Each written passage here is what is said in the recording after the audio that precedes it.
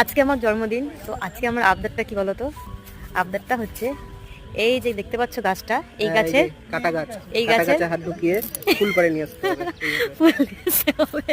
হ্যাঁ, দেখি ও পারতে পারে কিনা। চলো দেখতে থাকো। নাও শুরু করো।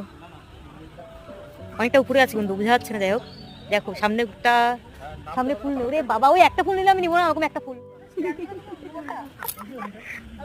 আমি কিন্তু একটা ফুল নিচ্ছি না, আমাকে সুন্দর দেখে একদম ঝাঁকা দেখে নিতাম। আমি নিবো না এরকম ফুল। আমি এরকম নিবো এটা না, ঝাঁকড়া, আমি এরকম নিবো না, ব্যাস আমি এরকম নিবো না।